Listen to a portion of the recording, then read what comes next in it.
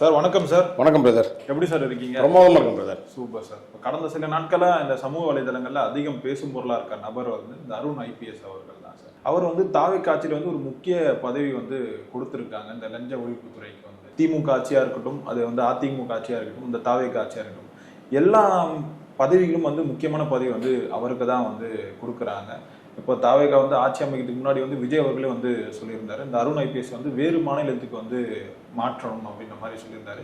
ஆதவ அர்ஜுனா வந்து ஒரு படி மேலே போயிட்டு கரூர் சம்பவம் மாதிரி இங்கே வந்து சென்னையில் வந்து கொளத்தூரில் வந்து திட்டமிட்டாங்க அப்படின்ற மாதிரிலாம் சொல்லியிருந்தாங்க. அப்படி இருந்தும் அவருக்கே அந்த பதவி வந்து கொடுத்துருக்கணும், ஒரு பெரிய லாபி நடந்திருக்குன்னு வந்து சொல்கிறாங்க. எப்படி பார்க்குறீங்க சார் இந்த இஷ்யூவை நீங்கள்? மாற்றமாக பார்க்குறேன். மாற்றம்? ஆமாம். இல்லை ஏமாற்றமாக தானே சார் மக்கள் பார்க்குறாங்க? அது மக்கள் பார்க்குறாங்க, நான் மாற்றமாக பார்க்குறேன். ஓகே. மக்களுக்கு ஏமாற்றமாக இருக்கலாம், அது எனக்கு தெரியாது. என்னை பொறுத்தவரையும் தமிழகத்தினுடைய முதலமைச்சர் விஜய் அவர்கள் வந்து ஒரு மாற்றத்தை கொடுத்துருக்காரு. திருடங்கேலியை சாவி கொடுப்போம், அவனே வச்சு ஏதாவது செய்வோம், அப்படி முடியலன்னு நம்ம வந்து நம்மளை வச்சு செஞ்சு போயிடுவானுங்க, அது தெரியாது இல்லையா? பார்ப்போம். ஏன்னா இப்போ தான் வந்திருக்கு.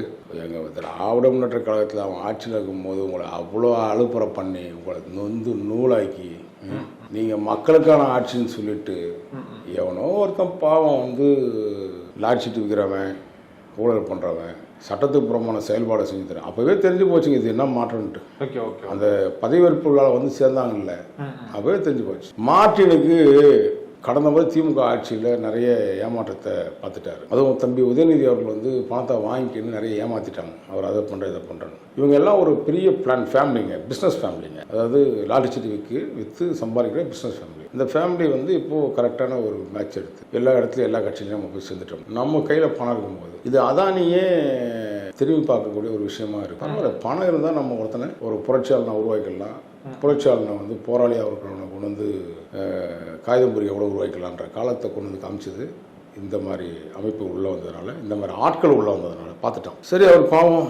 நாங்கள் ஏற்கனவே 5 வருஷம் ஒரு பொம்மை முதலமைச்சரை பார்த்து இன்னொரு காலகட்டத்தை நாங்கள் எதிர்பார்க்க விரும்பலை. அதான் தமிழக முதலமைச்சர் ஐயா விஜய் அவர்கள் நல்லதொரு ஆட்சி வழங்குறதுக்கான முயற்சி எடுக்கிறாரு. அது நம்முடைய அருண் அவர்கள் தலைமையிலேயே அந்த வழிநடத்த முயற்சி பண்ணுறாரு மட்டும் தெரிஞ்சுக்கிட்டு, அவர் பின்னாடி யார் இருக்காங்க எதிர்க்காங்கன்றது அவர் விஜய் தெரியாத நமக்கு தெரிய போகுது. ஸோ எல்லா ஆட்சி காலகட்டத்திலையும் ஒருத்தன் பவர்ஃபுல்லாக இருக்காங்கன்றது வந்து பெரிய விஷயம் இல்லையா? ஒன்று கொடுக்கணும், இல்லைனா வாங்கணும், இல்லைனா ஏதாவது பண்ணணும். அதெல்லாம் வந்து அது பண்ணுற தயாரான ஒரு ஆளாக இருந்திருப்பார்னு நினைக்கிறேன். அதனால் நம்ம தமிழக முதலமைச்சர் சரியான முறையில் அவர் எடுத்த தேர்வு வந்து ராங் ஆகாது. ஆனால் பொதுமக்கள் ஃபுல்லாகவே விஜய் அவர்களை வாட் ப்ரோ, ராங் ப்ரோ, இவர் அப்பாயின்மெண்ட் இஸ் ராங் ப்ரோ அப்படின்னு கலாச்சிருக்கிறாங்க எல்லாத்துலேயுமே. இதுக்கு மேலேயும் விஜய் வந்து இவர் தான் வேணும் அப்பாயின்மெண்ட் பண்ணுறாருன்னா அப்போ அவருக்கு ஏதோ தேவைகள் இருக்குன்னு தான் நான் கருதுகிறேன். சமீபத்தில் சவுக்கு சங்கர் அவர்கள் வந்து சொல்லியிருந்தாங்க சார், தாவேக்கால வந்து ஒரு முக்கியமான ஒரு பவர் சென்டர் இருக்குது, அவங்க மூலியமாக தான் வந்து அருண் அவர்களுக்கு இந்த பதவி வந்து கொடுத்தாங்க. அப்புறம் விஜய் அவர்களோட இந்த ஆஸ்தான ஜோதிடருக்கு வந்து பதவி போனதுக்கு காரணம் வந்து அந்த பவர் சென்டர் குரூப் தான் அப்படின்ற மாதிரி வந்து சொல்லியிருக்காரு. இந்த விஷயத்தை நீங்கள் எப்படி பார்க்குறீங்க? தாவேக்காலும் ஒரு பவர் சென்டர் இருக்கா சார்? நிச்சயமாக இருக்குது சார். உண்மையாகவே நான்லாம் விஜய் அவர்கள் சொன்னதை பார்த்து நான் என்ன நினச்சேன்னா, ஒரே சென்டர் நான் தான். அந்த சென்டருக்கு பின்னாடி திமுக ஆட்சி காலத்தில் கூட ஒரு 5 சென்டர் தான் இருந்துச்சுங்க. இங்கே 10 சென்டர் இருக்குங்க. பரவாயில்ல, என்ன பண்ணுறதுங்க, நம்ம தமிழக முதலமைச்சருக்கு நிறைய ஒர்க் இருக்குங்க. ஒரு தமிழ்நாட்டையே அது பண்ணணும். அப்போ எல்லாத்தையும் இவரே பார்த்துக்க முடியாதுல்ல. அப்போ அந்த பவர் செக்டார் வந்து சென்டர் வந்து எங்கேயா இருக்கணும்ல. எங்களுக்கு கிளை எங்கேயும் இல்லை, வேறு எங்கேயும் கிளைகள் இல்லை அப்படின்னு சொல்கிறதுக்கு ஒன்றும் தாவேக்கா வந்து திமுக கிடையாது. ஸோ அவர்கள் வைத்த சில குறைபாடுகள் நிவர்த்தி பண்ணுவதற்காக இவர்களுக்கு ஒரு 10 கிளையை உருவாக்கி வச்சுருப்பாரு தான் நான் நினைக்கிறேன். இப்போது அதில் அப்பாயின்மெண்ட்டில் பண்ணவங்கள சில ஆஃபீஸர்ஸில் அந்த பவர் செக்டார் தான் நடக்குது. என்ன விஜய் சார் வந்து இப்படி மக்களை அவங்கள வந்து மக்கள்கிட்ட வந்து ஒரு கேள்வி எழுப்பிட்டார் பார்த்தீங்களா? எந்த மக்கள் விஜய் சார், எங்கள் அண்ணா விஜய் அண்ணா அப்படின்னு சொல்லிட்டு இருந்த கூட்டம், விஜய்னா ராங்கண்ணா, இவர் அப்பாயின்மெண்ட் இந்த அருண் ஐபிஎஸ் ராங்கண்ணா அப்படின்னு சொல்லி நிறைய கலாய்க்கிறாங்க. Okay okay. உண்மையாக இப்போ அது சவுக்கு சங்கராக இருக்கட்டும், நீங்களாக இருக்கட்டும், உங்களுக்கும் அருண் ஐபிஎஸ்க்கும் தனிப்பட்ட மோதல். ஸோ இதனால இவங்க வந்து சில நெகட்டிவாக செய்திகளை வந்து சொல்கிறாங்க. அருண் ஐபிஎஸ் வந்து பதவியேற்றது வந்து விஜய் அவர்களோட செயல் அப்படிங்கும்போது இவங்க வந்து தனிப்பட்ட முறையில் வந்து அந்த நெகட்டிவாக சொல்கிறாங்க, மக்கள்கிட்ட நெகட்டிவாக ப்ரொபகண்டா வந்து பண்ணுறாங்க அப்படின்ற மாதிரி ஒரு விமர்சனம் வருது. எனக்கோ சவுக்கு சங்கருக்கோ தனிப்பட்ட முறையில் அருண் மீது எந்த வன்மமும் கிடையாது. அவருக்கு ஆனால் எங்களுக்கு மேலே தனிப்பட்ட வன்மம் உண்டு. காரணம், அவர் அதிகாரத்தை பயன்படுத்தி இப்போ நீங்கள் எப்படி வந்து லஞ்ச ஒழிப்புத்துறை இயக்குநராக அவர் உடப்பார வச்சிருக்கீங்களோ, அப்போ காவல்துறையில் இருக்கும்போதே அவர் காசு அடிச்சிட்டாரு. இப்போது தமிழ்நாட்டில் அத்தனை துறையும் அவர் கண்ட்ரோலில் வச்சுச்சா? நீங்கள் எந்த அரசு அலுவலகத்துக்கும் ஃபோனை போட்டு ஒரு எஸ்ஐ அனுப்புவார், டிசி அனுப்புவார், ஏடிசிபி அனுப்பி அவனை மிரட்டிக்கிட்டு அவனை எந்த மாதிரியான வேலையில் பண்ண வைக்கணும்னு அவருக்கு தெரியும். ஸோ அதனால் நீங்கள் கவலைப்பட வேண்டியதில்லை. இது நம்முடைய முதலமைச்சருக்கும் அது தெரியும், விரைவில் தெரியும். இவருக்கு இருக்கிற அதிகார பலத்தை அவர் எப்படியெல்லாம் பயன்படுத்துவார் அப்படின்னு நீங்கள் நானும் சொல்லிலாம் வந்து ஐயா ஸ்டாலின் அவர்களுக்கு தெரிய போகிறதில்லை. என்னை பொறுத்தவரையும் இவர் கொஞ்ச நாள் இங்கே இருக்கணும். அந்த மக்கள் ஓட்டு போட்ட மக்கள் வந்து சில அர்ச்சனைகள் விஜய் அவர்கள் பண்ணுவாங்க, அதை நான் கொஞ்சம் நாள் பார்க்கணும், கேட்கணும் அப்படின்னு தான் நினைக்கிறேன். ஏன்னா காவல்துறை என்னமோ வந்து இவன் ஒருத்தரும் வந்து வரும்போது பவர் செட்டாக கையில் வச்சுக்கிட்டு அவனுக்கு எனக்கு இந்த மாவட்டம் கொடுத்துரு, எனக்கு இந்த மாநிலத்தை கொடுத்துரு, இந்த திமுக அதிமுக பண்ணதை விட உங்களுக்கு என்னத்தை சொல்கிறதே தெரியல. என்னை பொறுத்தவரை விஜய் ப்ரோ ரொம்ப தப்பு ப்ரோ இது. ஏன்னா உங்களை நம்பி ஓட்டு போட்டிருக்கான் ப்ரோ. இந்த சென்னை மாவட்டத்தில் மட்டும் இந்த அருண் அவர்கள் பண்ண அயோக்கியத்தனம், இந்த தாவைக்கா தொண்டர்களுக்கு கொடுத்த அச்சுறுத்தல், பயம், பொய் வழக்கு, பெண்களுக்கு கொடுக்கப்பட்ட நெருக்கடிகள், அந்த பெண்களுக்கு ஏற்பட்ட விருதமான செயல்பாடுகள், இதெல்லாம் நீங்கள் மறந்துட்டீங்களான்னு தெரியல ப்ரோ. ரொம்ப ரொம்ப கஷ்டம் இது வந்து. இல்லை சார், இப்போ இது வந்து தனி பெரும்பான்மையாக வந்து ஆட்சி அமைக்கல தாவைக்கா. ஸோ இப்போ மற்ற கட்சிகள்லாம் இருக்காங்க, அவங்களுடைய சிபாரிசுகள்லாம் பெற்று தான் வந்து அருணை வந்து அங்கே வந்து பதவியேற்றிருக்காங்க வந்து சொல்கிறாங்க. கடந்த கேள்வியிலே ஒரு விஷயம் விட்டுட்டேன். ஸோ அவர் வந்து அழுத்தம் கொடுத்துருக்காங்கன்னா எந்த அழுத்தம் கொடுத்தாலும் தாங்குகிற சக்தியை நம்ம சிஎம்க்கு இருக்கணும். இப்போ நீங்கள் அடுத்து சொல்கிறீங்க கூட்டணி கட்சிக்காரன் சார்ந்தவங்க அழுத்தம் கொடுத்தாங்க, அது கொடுக்கட்டங்க. அப்போ என்ன சொல்ல வரீங்க? 108 சீட்டு ஜெயிச்சது முக்கியமில்ல, 2 சீட்டு ஜெயிச்சு வந்து ஒருத்தர் உட்காந்துட்டு உங்களுக்கு ஒரு யார் அதிகாரியை போடணும்னு சொல்கிறாங்கன்னா அப்போ எதுக்கு ப்ரோ? அது மாற்றமே வேணாமா ப்ரோ? எதுக்கு ப்ரோ மாற்றம்? அது பேர் நமக்கு மக்கள் கொடுக்குற ஏமாற்றம் இல்லையா? இப்போ இவனுக்கு சொல்கிறதுக்கெல்லாம் இப்போ அடுத்து திரும்ப அவனை ஆரம்பிச்சிட்டாரு. நீங்கள் அவன் அன்னத்தையும் குழந்தை கூட்டு வராதிங்க, இவங்களை கூட்டு வராதிங்க, நாங்கள் வந்து வெளியில் போயிடுவோன்ற மாதிரி பேச ஆரம்பிச்சிட்டாரு. பார்த்தீங்களா? கொஞ்சம் பக்கத்தில் உட்காருன்னா அப்படியே என்ன பண்ணுறாரு, நக்கி பார்க்க வந்தவங்க இப்போ கடித்து பார்க்க முயற்சி பண்ணுறாங்க. உங்கள் கட்சியில் யாரை சேர்க்கக்கூடாது சேர்க்கணுன்றத திருமாவளவன் சொல்லணும். இது என்ன ப்ரோ? உங்கள் கட்சியில் யாரை வேணால் சேர்க்கணும், நீங்கள் தான் ப்ரோ பண்ண முடியும். அவர் யார் ப்ரோ? அவர் கட்சியில் அவர் கட்சியே இல்லையே ப்ரோ. அவர் மட்டும் 4 பேரும் நிற்கிறாரு. நீங்களாக பார்த்து ஏதோ அவருக்கு வந்து ஒரு வாய்ப்பை கொடுத்து ஆதவர்ஜனா ஆனால் என்ன வாங்கினே இங்கே வந்து ஏதாவது கொஞ்சம் பதவி ஏற்றுக்கிட்டீங்கன்னா ஏதோ 4 பேர் கட்சிக்காரன் காசு பார்க்கலான்னு நம்ம ஆதவர்ஜனா சொல்லியிருக்கோம். ஆனால் இப்போ கட்சிக்கே ஆப்போசிஷனாக பார்த்தீங்களா, யார் அவங்க கட்சியில் சேர்க்கணும் சேர்க்கக்கூடாதுன்ட்டு. அப்போது அந்த கூட்டணி கட்சிக்கான இதுதான் கூட்டணி தர்மம்.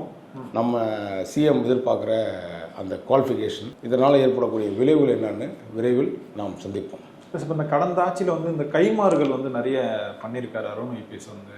இப்போ நம்ம திருமாவளவன் அவர்கள் எதிர்த்து வந்து நிறைய விஷயங்கள் பேசிட்டு வந்து ஏர்போர்ட் மூர்த்தி அவர்கள் அவரை வந்து கைது பண்ணி சிறையில் வந்து அடைச்சாங்க. அதே மாதிரி வந்து சவுக்கு சமர் வீட்டில் வந்து மரணம் ஏற்றுனதுக்கு வந்து அதுக்கும் உடனடியாக இருந்தது அருண் ஐபிஎஸ். இவங்களுக்குலாம் நம்ம எப்படியாவது ஒரு கைமாறு வந்து பண்ணணும். ஸோ எப்படியாவது இந்த பதவியை பெற்று தரணும்னா திருமாவளவனுக்கும் சரி, கூட்டணி கட்சியில் இருக்கும் தலைவர்களும் சரி, இந்த அருண் அவர்களுக்கு இந்த பதவி வாங்கி கொடுத்துருக்கான்னு சொல்லிட்டு ஒரு செய்தி வந்து பரவலாக போயிட்டு இருக்கு சார். ஒரு செய்தி அது மட்டும் இல்லை, ஆம்ஸ்ட்ராங்குடைய கொலை வழக்கில் சிலப்பட்ட நபர்கள் வந்து அது என்ன நடந்ததுன்னு எல்லாருக்கும் தெரியும். சிபிஐ கேஸ் வேணும்னு சென்ற அரசாங்கம் கோரிச்சு அது இவரை வந்து காப்பாற்றுறதுக்காக முயற்சி எடுத்தது. சேகர் பாபுக்கும் இவருக்கும் என்ன லிங்க் இருக்குன்னு இந்த நாட்டுக்கு நம்ம சொல்லி தெரிய வேண்டியதில்லை. சேகர் பாபுக்கு வந்து தன்னுடைய சொந்த பிரச்சனையை பழி வாங்கினதுக்காக சேகர் பாபு பழி வாங்கினார். இன்றைக்கு வரையும் அந்த சேகர் பாபு வந்து நீங்கள் குளத்தூர் விநாயகத்துக்கோ அல்லது வந்து சிசிங்க ராஜாக்குடைய என்கவுண்டர்லேயோ அல்லது காக்காத்தூர் பாலாஜி என்கவுண்டர்லேயோ இதுக்கு பின்னாடி இந்த நம்ம அருண் அவர்கள் என்ன மாதிரி செயல்பாட்டை செஞ்சுருக்காருன்னு நாம் எடுத்து பல இடங்களில் சொன்னோம். அதனால தான் நான் 2 குண்டத்தடுப்பில் கைது செய்யப்பட்டிருக்கேன். 2 குண்டத்தடுப்பு சட்டம், கிட்டத்தட்ட 11.5 மாதம் சிறைச்சாலை. சவுக்கு சங்கருக்கு வந்து 3 குண்டத்தடுப்பு சட்டம். எதுக்குங்க? கேட்டால் தப்பு பண்ணுறவனை கொண்டு வந்து இப்படி தப்பான ஆளுங்களை கொண்டு வந்து வச்சுருக்காங்க இந்த ஆட்சியில். இந்த முதலமைச்சர் முட்டு கொடுக்குற அளவுக்கு முதல்வன் அந்த மாதிரி ஆட்களை வச்சுக்கிட்டு இதை எல்லாத்தையும் மறைமுகமாக எதையுமே மண்டையில் ஏற்றாமல் இப்படி பாடுபட்டு அந்த கட்சியை வந்து நாசமாக்கிட்டு இருக்காங்க, அந்த இயக்கத்தை வந்து நாசமாக்கிட்டு இருக்காங்க, அந்த ஆட்சியை நாசமாக்கிட்டு இருக்காங்க இந்த அதிகாரிகள் சேர்ந்துன்னு சொன்னால் கேட்கவே மாட்டேன். எனக்கு இந்த மாதிரி அதிகாரி தான் வேணும்னு கேட்டு இதுக்கு பேர் மாற்றம்னு நினைக்கிறோம். நம்ம சொல்கிறாங்க, நம்ம நம்புகிறோம், நம்மளை தான் சோறு போடுவாங்க. புரியுது சார். இப்போ அதே மாதிரி சவுக்கு அவர்கள் வந்து விடுதலை பெற்று வந்துட்டார் சார். கடந்த ஆட்சியில் வந்து அவருடைய சேனல்லாம் முடக்கப்பட்டிருந்தது. இப்போ அதெல்லாம் வெளிவரத்துக்கான வாய்ப்புகள் வந்து இருக்கா? விரைவில் வந்துடுவாருங்க. ஏன்னா எல்லாருக்குமே நெருக்கடிகள் இருக்குங்க. இப்போ எனக்கெலாம் வந்து 2 வருஷம் ஆச்சு என்னை கைது பண்ணி என்னுடைய காரு, கேமரா, என்னுடைய அலுவலகம் இருக்கக்கூடிய ஒரு டிஷ்யூ பேப்பர் விடாமல் எடுத்துகிட்டு போயிட்டாங்க. ஆனால் நம்மளோட முதலமைச்சருக்கு இப்போ இருக்கிறவருக்கு செவி சாய்ச்சி அதை பார்த்துருந்தாருன்னா தெரியும் இப்போ இவனுக்கு இதான் வேலையே பார்ப்பானுங்க கொடுக்குது அப்படின்ட்டு. நான் என்ன சொல்கிறேன்னா, சில பேருக்கு வந்து தொட்டா சுடுங்கன்னு தான் சொல்ல முடியும். நான் வந்து அதை நெருப்புடைய வேதனையை அனுபவிக்க முடியாது, சொல்ல தான் முடியும். ஓகே, அனுபவிக்கிறவங்க தான் தெரியும், அனுபவிப்பார்கள். ஆனால் இப்போ வந்து நீங்கள் வந்து நிறையவே வெளிப்படையாக நிறைய விஷயங்களை வந்து பேசுகிறீங்க சார். இப்போ கடந்த ஆட்சியில் வந்து அது ஒரு பெரிய பிரச்சனையாக இருந்தது, இந்த ஆட்சியில் அந்த மாதிரி இல்லை. ஆனால் அது வந்து இந்த ஆட்சியிலும் வந்து தொடரும் அப்படின்ற மாதிரி வந்து சொல்கிறாங்க. திமுக வழியில தான் தாவேக்கா வந்து செல்லுதுன்ற மாதிரியான விமர்சனம் வந்து. ஆமாம், 2 நாளுக்கு முன்னாடி ஏதோ ஒரு விஷயம் பார்த்தேங்க. ஒரு இளைஞர் வந்து ஏதோ ஒரு கோவத்தில் ஆதங்கத்தில் இந்த ஆப்பிள் நிறுவனத்தில் வேலை செய்யக்கூடிய நபர், ஏதோ பெங்களூர் சார்ந்தவர் நினைக்கிறேன், அவர் கொஞ்சம் ஆவேசமாக பேசிட்டாருன்னு சொன்னாங்க. அது கொஞ்சம் ஆவேசமான பேச்சு வந்து ஆபத்தான பேச்சு, அது தப்பு தான். ஆனால் அவரை அந்தளவுக்கு துன்புறுத்தி சிறைச்சாலை கொண்டு போகணும் அப்படின்றது நினைக்கிறது எனக்கு அது ஒன்றும் தெரியல. இப்போ உங்களுக்கு அவங்க பெரிய மாற்றம் ஒன்றும் பெருசாக இல்லை. கருத்து சுதந்திரம் என்பது எல்லாத்துக்கும் இருக்குது. ஆனால் கருத்து சுதந்திரத்தை அவன் கருத்தாக சொல்லாமல் வெறும் ஆபாச வார்த்தைகளால் சொன்ன விளைவு தான். அவன் ஆக்சுவலாக அந்த கோபம், ஆதங்கம், அவனுக்கு எதுவும் தனிப்பட்ட முறையில் அதுக்கு எதுவும் கிடையாது. ஆனால் அவனை வந்து இந்த அளவுக்கு பாதிப்பு அவனை எச்சரிச்சிருக்கலாம். உங்களை பற்றி ஆபாச வார்த்தைகளை அர்ச்சனை பண்ணிட்டு இருக்கிற உங்களுடைய காவல்துறையை பாதுகாப்பாக வச்சுட்டு இருக்க பல பேர், உங்கள் காவல்துறையில் அவர்களுக்கு பாதுகாப்பு கொடுத்து வச்சுருக்கீங்க. அவங்களெலாம் நீங்கள் ஆபாசமாக வச்சு அசிங்கசியமாக உங்களை குடும்பத்தையோ உங்கள் கூட சார்ந்தவர்களையும் அசிங்கமாக பேசுகிறானுங்க. ஒரு விவாதம்னு ஒரு உட்காந்துக்கிறானுங்க. அவங்களாம் நீங்கள் என்ன பாதுகாப்பு கொடுத்து வச்சுருக்கீங்க இன்ன வரையும்? புரியுது. அப்போ உங்களை திட்டினாவோ இல்லை விமர்சனம் செய்தாவோ வந்து அவனுக்கு பாதுகாப்பும் கொடுப்பீங்க. இந்த மாதிரி அப்பாவிகளை யாராவது வந்தால் கைது செஞ்சு உள்ளே வைப்பீங்க. இல்லை சார், இப்போ நம்ம அப்படி உங்கள் ஆங்கிள் வந்து ஒரு சைடு ஓகே சார். இப்போ சவுக்கு சங்கர் விடுதலை ஆகிறதுக்கு காரணம் வந்து விஜய் அவர்கள் தான் ஒரு புறம் வந்து சொல்கிறாங்க. அப்படி இருக்கும்போது வெளியே வந்து தொடர்ந்து வந்து அந்த அரசாங்கத்தில் நடக்கிற பிரச்சனையை வந்து விமர்சனம் வந்து பண்ணிட்டு இருக்காரு. தெரியாத பல விஷயங்கள் வந்து சொல்லிட்டு இருக்காரு. தாவேக்கால பவர் சென்டர் இருக்குன்னு வந்து சொல்றாரு. இதுக்கெல்லாம் காரணம் வந்து ஆதவர்ஜுனா குடும்பம் வந்து சொல்றாரு. இந்த விஷயம்லாம் எப்படி சரியா இருக்கும்னு நினைக்கிறீங்க சார்? இல்லை, சரியாக தான் சொல்லியிருக்காருன்னு நினைக்கிறேன். நீங்கள் அங்கே நான் ஓப்பனாகவே சொல்கிறேங்க, பழைய ஆட்சியில் வந்து தினகரன் பத்திரிகையில் எழுத கூட தெரியாத ஒருத்தன் சுரேஷ்னு ஒரு நபர் தான் காவல்துறையை மெயின்டைன் பண்ணிட்டு இருந்தாப்புல. இந்த முறை தமிழகத்தில் காவல்துறை யார் மெயின்டைன் பண்ணுறான்னா, ஜூனியர் பத்திரிகையில் ஆசிரியராக பணிபுரிந்த கலை என்பவர் தான் இன்றைக்கி தமிழ்நாடு முழுக்க எந்த அதிகாரி வரணும்னு முயற்சி பண்ணுறாங்க. அதுக்கு இவர் பேஸ் போட்டாருன்னா மற்ற விட்டமின் மற்ற விஷயங்கள்லாம் கொடுக்கறதுக்கு அந்த குரூப் ஆதவாகிட்ட பேசி ஓரளவுக்கு செட்டில் பண்ணி தான் இங்கே வந்திருக்காங்க. இவங்களுக்கு ஒன்றும் பெரிய எனக்கு உதவி சொன்னாங்க, இந்தமாரி தொலைக்காட்சியில் பேசுறதை கூட நம்ம நிறுத்திக்கலாமான்னு ஒரு முயற்சி வந்துடுச்சு. நம்ம மாதிரி ஆட்களுக்கே இவ்வளோ இந்த ஷார்ட் டைமில் ஒரு வருத்தம் ஏற்படுது இல்லை, அந்த மக்கள் என்ன மாதிரி வருத்தம் ஏற்படுவான் யோசிச்சுக்கோ. அவங்க உண்மை தெரியாது இல்லை என்ன நடக்குதுன்னு. விஜய்க்கு பின்னாடி இவ்வளோ பெரிய தீய சக்திகள் இருக்குன்னு தெரியாது இல்லை. இந்த தீய சக்திகள் மக்களுக்கு தெரிஞ்சதுன்னா இப்போ வந்து ஒரே ஒருத்தன் இந்த ஒரு அதிகாரியை தூக்கி உள்ளே போட்டு வந்து அப்பாயின்மெண்ட் பண்ணதை வச்சு அந்த மக்கள் எப்படி கொந்தளிச்சு நிற்கிறான்னு பார்த்தீங்கல்ல. எந்த காவல்துறை அதிகாரி இத்தனை பேர் மாற்றும் போது எந்த கோபம் வராது இந்த மக்களுக்கு. இந்த டேவிட்சன் தேவ ஆசீர்வாதம் இன்னும் கொடூரமானவன், அவருக்கு கூட வராத ஒரு ஆதங்கம் இந்த அருணை பார்த்த உடனே தமிழ்நாட்டில் இருக்கிற அத்தனை மக்களும் இந்த யூடியூப்பில் போய் பாருங்கள். விஜய் அண்ணான்னு சொல்லிட்டு இருந்தவெல்லாம் விஜய் சார் அப்படின்ற பேச்சை கொண்டு வந்துட்டான்னா இந்த ஆபாச அர்ச்சனைகள் பண்ணக்கூடியவர்களுக்கு கொடுக்குற பாதுகாப்பு மாதிரி இந்த மாதிரி வந்து ஒரு உங்களுக்காக இந்த கட்சியை வளர்த்து நின்று ரத்தம் சிந்தி அவன் அசிங்கத்தை ஏற்படுத்தி அவ்வளோ ஆபாச வார்த்தைகளை அவன் கொட்டிக்கிட்டு உட்கார்ந்த அந்த தாவேக்கா தொண்டருக்கு அவ்வளோ நெருக்கடி கொடுத்த ஒரு அருண், அவனை நீங்கள் வந்து அமஸ்கரமான ஒரு பதவியில் உட்கார வைக்கிறீங்கன்னா நீங்களும் அந்த அர்ச்சனையை தாங்கிக் கொள்ள தயாராகி கொள்ளுங்கள் சார்னு சொல்லுவேன். புரியுது சார். ஜூனியர் விகடனில் வந்து வேலை செஞ்ச ஒரு நபர் வந்து எப்படி தாவேக்கில் வந்து ஒரு மிகப்பெரிய பவர் சென்டராக வந்தார், இந்த கலைன்றவர் வந்து யார், அவருடைய பின்னணி பற்றி சொல்லுங்கள். எப்படி விஜய் கிட்ட இந்த அளவுக்கு நெருக்கம்? அது ஒரு பெரிய கதைங்க. அவர் பாண்டிச்சேரி சேர்ந்தவர். அவருக்கு அது ஒரு பெரிய ஸ்டோரியை சொல்லலாம்.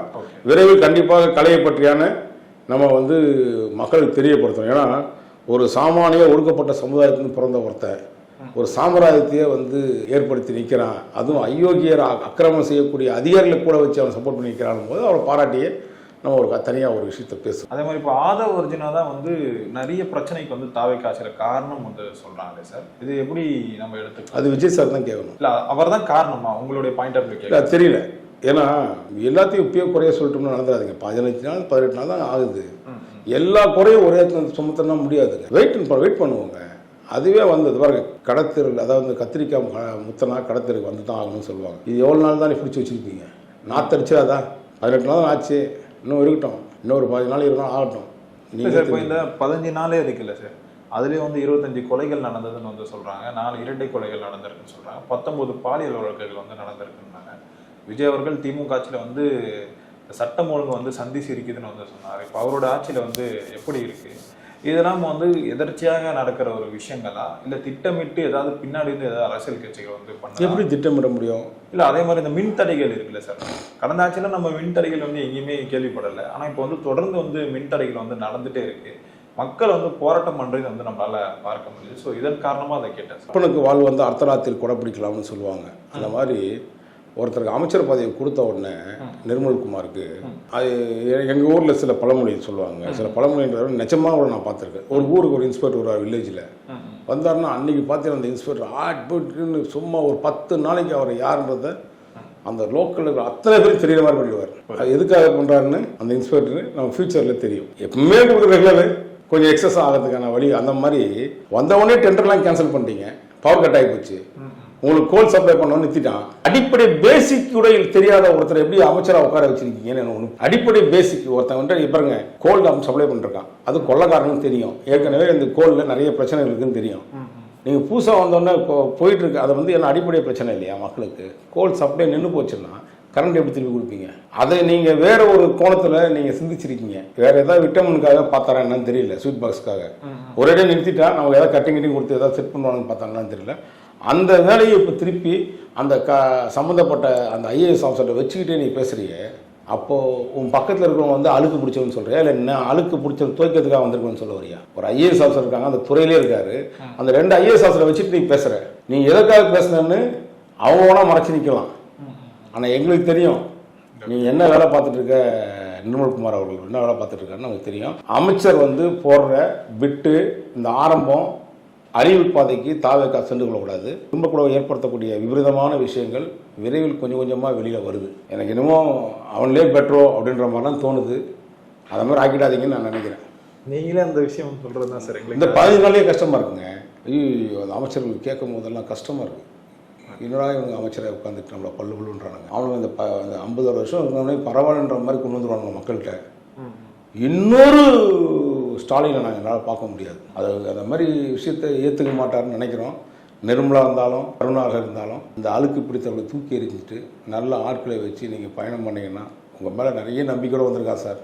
ஓகே, அந்த நம்பிக்கை கெடுத்துடாது இந்த மக்கள்கிட்ட இருந்து. அவனுக்கு வந்து அந்த பேரஜிச்சு மீன் வர முடியாது. இது நான் வந்து நம்முடைய சிஎம் விஜய் சாருக்கு வைக்கிற கோரிக்கை. விஜய் சார், இந்த மக்கள் உங்களை மிக மிக மிக மிக மிக உயரத்தில் கொண்டு வச்சிருக்கான்.